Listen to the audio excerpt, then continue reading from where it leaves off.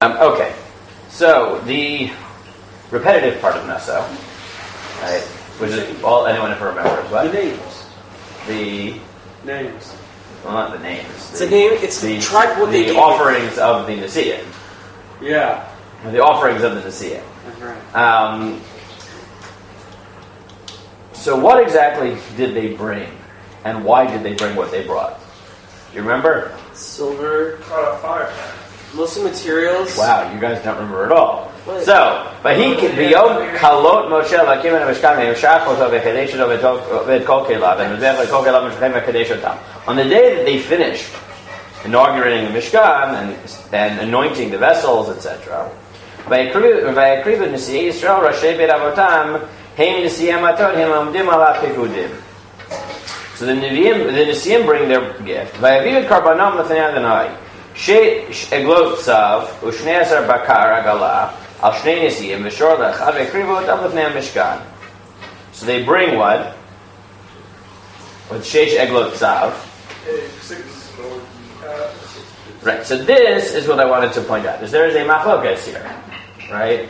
One way of reading this is that they brought karbanam, right? They brought sacrifices. Now, if they're bringing sacrifices, what must the word agala there mean, right? Agala, right? A lamb.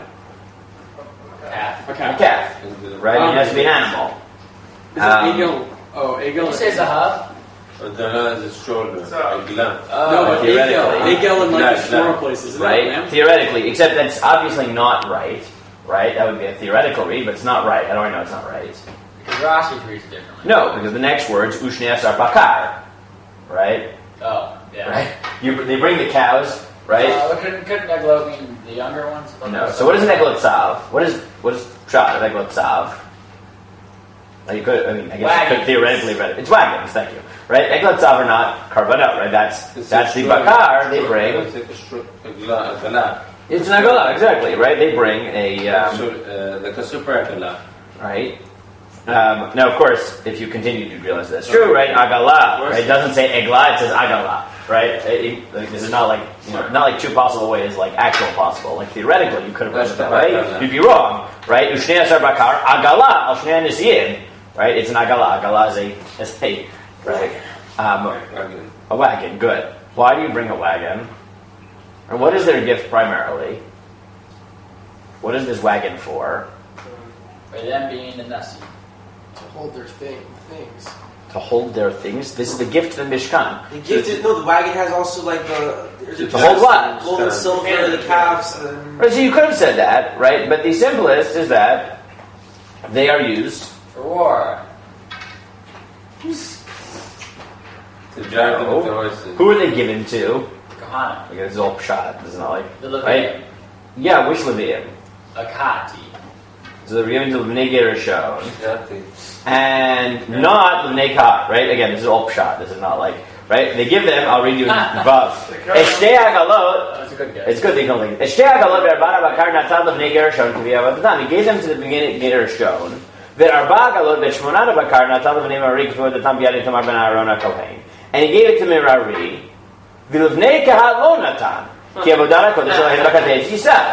didn't give them to Kahat because they carry on the shoulders. Right. So, again, just shot. What exactly are these agalot? They carry the Kalim stuff. Yeah, thank you. The things to carry the Mishkan, and therefore they gave them to the Bnei Gershon and the Bnei Merari because they were the ones who carried the less holy parts of the Mishkan, which were permitted to put on wagons, and they didn't give to the Bnei Kahat.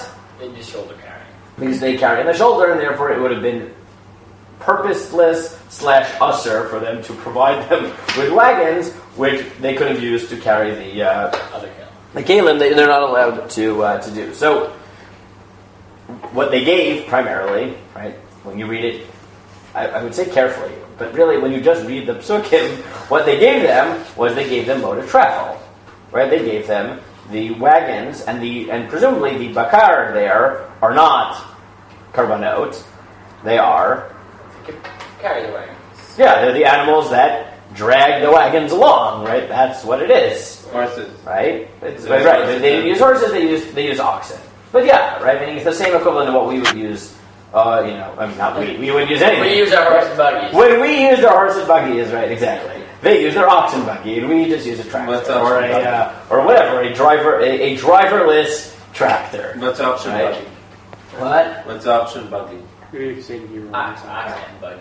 It's not- An ox and buggy. I don't know how to say an ox and buggy, but An action buggy. so why do they do this? So now, why does this gift fit into the theme of Bamidbar? And that's really what I want to get at, right? Now that they've established the pshat of what they gave him, right? Why is this important in Bamidbar? Well, in terms of what Bamidbar meaning numbers of deserts. Why is it important in Bamidbar? Come on. This is also, you also get this in trial. The survival in the What? This ended off the Levium's job to carry it. And why did we bring up the Levium's job to carry? Come on, this is all pshat. Why? We're in the desert. What? It's hard to carry in the desert. Why are we counting the people? War. Yeah, we're going to war. Didn't make any Before sense. that, even before the war, what are we doing? What is the theme of Bamidbar? Going into Israel. And how does Bamidbar therefore start? Like, With how you set up the camp and travel through the Midbar to Israel. Which means that if the theme of Bamidbar was, how do you set up the camp? And what part of the camp is that the camp is surrounding the Olam Moed. And therefore, the second half of Bamidbar is discussing when you travel, how do Leviim carry the Mishkan so that it can come with you as you bring the camp through the Midbar into Eretz Israel. Then the Nesiim's gift is, by the way, let's contribute to the effort of traveling. Right? Again, this is all pshat, right? I think if you realize that, without getting into fancy drushot, right, the simple pshat of what's going on is that the theme, as we've talked about last week, is the Bamidbar. I mean, yes, their end goal is Eretz Yisrael and war. But before we get there, right, Bamidbar is about the journey through the desert, right? It's about the ways in which the Jews journey through the Midbar, and more specifically, journey through the Midbar with the Mishkan oriented at their center. Right? Therefore, Bamidbar details how the camps are set up.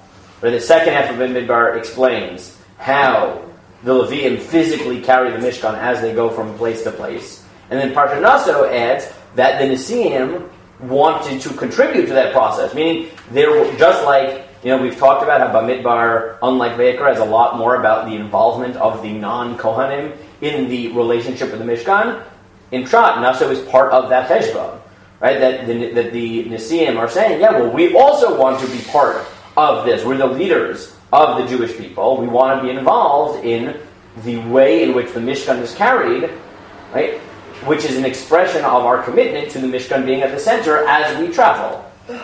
Again, Rashi has a drasha of, no, the only reason they're giving the gift now is because, right, they were lazy, right, they just wanted to write the blank check at the end, but they didn't realize that everyone would dedicate before them, and they were sort of, punished, they lost out because they were derelict, right? At some level, whether or not that's right, whether or not that's exactly what's going on, right, their gift makes a lot of sense in context, right? Is that the leaders of each tribe, right, are responsible for giving the Leviim the means by which they carry, so that even though the Leviim are the one carrying the Mishkan, the Jews are integrated into that process, which is again a theme that comes up over and over in Bamidbar, which is that it is the book not of the Kohanim, but of the way in which the average Jew relates to the Olam Moed, meaning the way in which the Mishkan acts as their leader in travel, right, in the mundane travel, and therefore, right, why it makes sense that the gift that the representatives of the Shvatim are going to give are a statement that, yes, the Leviim are physically carrying the Mishkan, but we're invested in that process. Okay? Which I think is, again, the simple shot of what's going on in the Nesiim. There's a lot of other things going on, but if you just read the Psukim, it's not like, you can't really deny that that's actually what the Psukim say in the simple read. I know we don't read Psukim, I got it. Yeah. Where's the opportunity? I was distracted.